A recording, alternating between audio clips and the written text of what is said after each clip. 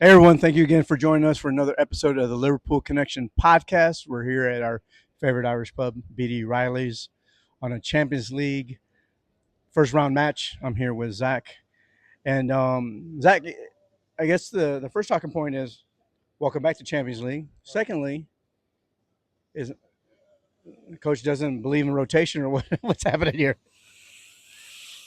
Yeah, I mean, yeah, it's good to get back in the Champions League after having to. And cheers, by the way. Oh yeah, Cheers. cheers, cheers. It's good to be back. It's been this thing. It's having to compete in the Europa League last year, playing on Thursdays. Ew, that was never good. And then the horrific exit that we had. Um, but yeah, I mean, McAllister played again. I don't think that he should have. And you got to get guys. Jones needs some minutes. You know, we'll get into how the players individually played, but it was good to see Gakpo in there. I mean, he played pretty well. Probably could have had a goal or maybe an assist, but um, yeah, I mean, I thought there was going to be more than two different players in the lineup today. I don't know what you thought. Well, I was late, first of all, so I missed the first goal, so that sucks, So, but who would have thought we would give up a goal in the first 2 minutes of the game? But yeah, the lineup was weird because like I mentioned in our previous podcast is that last year in these games, Klopp rotated 7, 8, 9 players, 10 players throughout the whole first part of the season, right? So it's like, okay, let's see what Slot does. This is his first chance to really show his rotation, and there wasn't any really. Gapco was really the only person that rotated out, right? And Simicus for Rabo. But those are straight changes anyway. Um, but it was interesting to see Gapco played. I thought probably man of the match. I know he didn't get the goals. Like you said, if Salah doesn't hit the crossbar twice, he's probably by far the man of the match. Getting those 2 goals. But outside of, I mean, a lot of the build up play, driving at defenders, creating the space. Gapco did such a great job on that left hand side. Oh yeah, super exciting. Because you see him in international play, he's always on that left, and he always makes a difference cutting in. You know what's going to happen, but he's so big, he's so good with his feet. And I think last year we didn't utilize him in the right place, putting him up top, and he'd get lost. But yeah, he'd drive at you, and every once in a while he'll hold the ball just a bit too long. He thinks he can beat one or two defenders, which is nice if you get a foul from it. But he constantly kept Milan's defenders on their heels, and it made it tough to track whoever was running in behind them. And he proved to, yeah, he didn't get an assist or a goal, but I guess a hockey assist, right? I mean, he did a lot more for us than you could put on paper. So that's the way I think about it.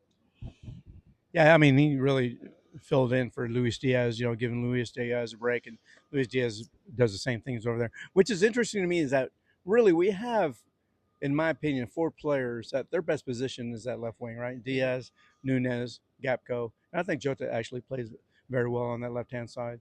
Um, for them to have all that talent and like you said, Gapco when he plays internationally, he plays on the left, and any time he's played on the left for us, he's really performed out there, and he has a really subtle change of pace about him. With those long legs, he gets going again. But I thought overall, giving up that first goal, we were kind of out of sorts. Just a turnover there in the middle, and a couple of players could have done better. I think Van Dijk doesn't need to go challenge that ball so high. Kanate could have come over and covered for on that shot from Pulisic. It was a great finish. I think even Allison will probably say that he probably should have had his angles a little bit better on that. It was I don't know if he was expecting that shot at that time, but interesting to me, at the rankings after the game, you're saying he was like a 5 out of 10. I think they said 5 out of 10. Yeah. Yeah, which is crazy. I mean, he only had that one opportunity. I guess if you don't do well, but I don't think a 5 out of 10. That's kind of harsh on him. But we're going through it. I think McAllister needed a break. For them not to be able to play, you know, a Jones. I mean, you could have even brought Zoboslai back, and played maybe Chiesa at the 10. And you could have played Nunez up top and brought, Gapco on that false nine, and then Jota. There's a lot of different options for him to continue playing McAllister, who after the last game looked like he was kind of legged too, right? So I'm sure they have a method to the madness. I know he's very high on sports performance. The analytics on the body mechanics and stuff like that. So and the workload. So we'll see how it goes because we do have another game on Saturday, but the lineup was interesting. I don't, but once we got that first goal, I thought, you know, Kanate finally getting a header. We had such a tall team out there with Gravenberch and Kanate, Van Dyke, and Gapco. We should be winning some set pieces, right? And it was a great finish. I mean, pretty simple header from Kanate at that point. Yeah, not a lot of, not very contested. Yeah, I was talking to a fellow Jono, as you know, about how you know can't stand Arsenal, but you look at Gabriel and he gets in there so much. And Kanate a couple of years ago in the Champions League, he had a couple of goals against Villarreal or whatever. But you'd think that we would get in more. Van Dijk hasn't been scoring as much, but we have tall guys back there. Even Kwanzaa's not a set piece header type of guy or a goal scorer type of guy, but you got Kanate and Van Dijk in there, and when you're up against a back line that's not as tall as Milan, I mean, you saw that it paid off, and and kudos to Trent for putting those balls in right underneath the goalkeeper, making it difficult whether or not he should come out and punch it out. And yeah, but no, there was no marking, so it was as simple as could be. And you know, when they scored, and great, but yeah, you would like to see it a bit more. But I'm going to touch on what you said about having Chiesa, and I'm kind of glad he didn't play. As much, he played later on in the game, but he has no practice over the summer.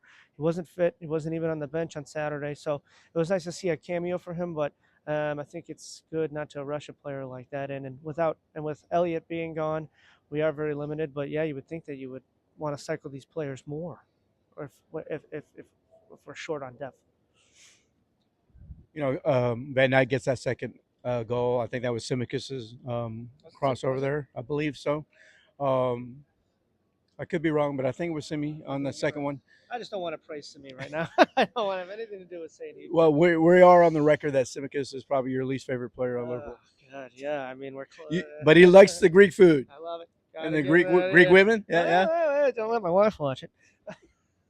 Well, if your wife subscribes to this channel, I'd be very surprised. Yeah, she's number one fan. I make her watch it. We make her watch it on a reel over and over. She gets the views up. Yeah. Anyway, hey, speaking of views, put on your notifications, like, subscribe to smash the button, and you will win an all-expense trip with Zach to Greece, to the island of Lesbos. Olympiacos.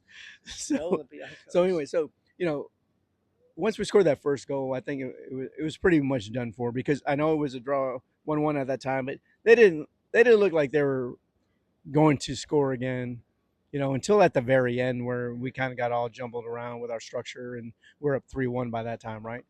And once again, I thought Gravenberch played very well in the center, and every game that he gets to play there, every minute counts to learning more about that position.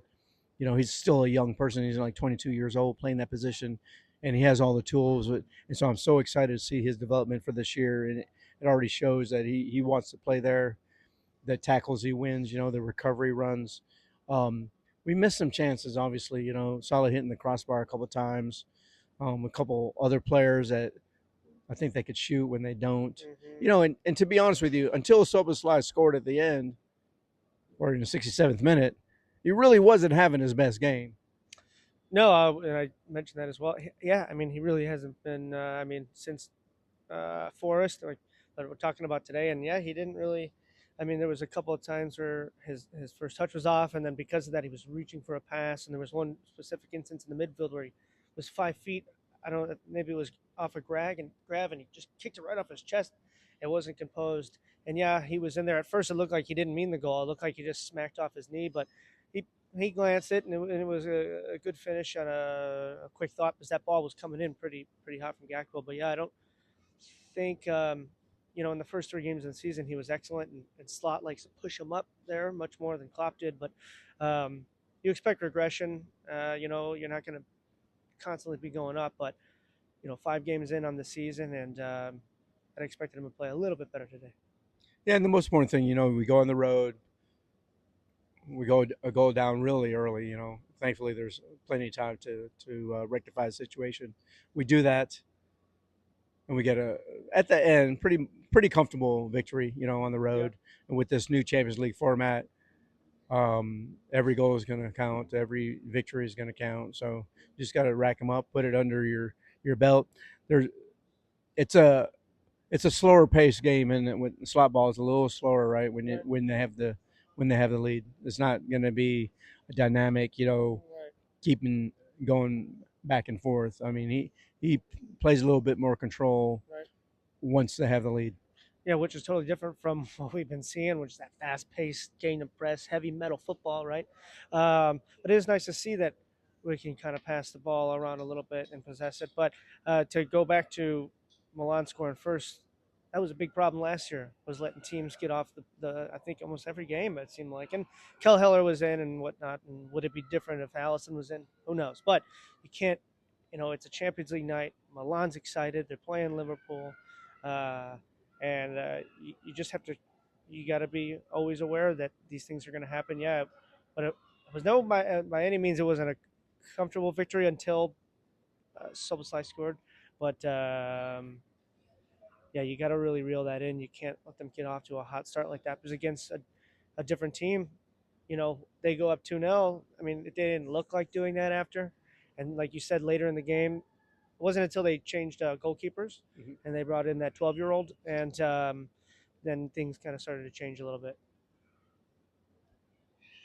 Yeah, that kid. I don't know if he has any even facial hair, man. But good to him. He's playing in the Champions League at 19 years old. We didn't score on him, so I guess he did his job right. We did our job wrong. Right. I mean, we didn't really test him either, did we? That's what I mean. Yeah, that's what I was saying. I mean, he brought Diaz and Nunez in, and it's a whole nother bag of hammers. But yeah, we should have tacked on at least one there. Try to get a little too cute, forgetting fundamentals. But what are you gonna do? Yeah. Speaking of Nunez, right now, I look at it and he just seems not In it. synchronized with the team. Even when he first started 2 years ago, he hit the ground running. He was creating chances. He was making runs. He was Captain Chaos, right? But now it's like he hardly gets the ball. When he does, I don't think he's very confident with it. He's just kicking the ball around. He's not taking people on. He's not going into the space. It's just very weird, man. And and hopefully they kind of figure it out. But I think Chiesa is probably the better fit for slot than Nunez. Yeah, I mean, and we haven't even seen Chiesa really play yet. But I think he's just his overall way he's played, the way his career trajectory is, and the way you've seen him play. I think he's just a better fit for slot. I love Nunez. I think he creates things. But unless you're going to play to his strengths, he just looks out of sort with that team.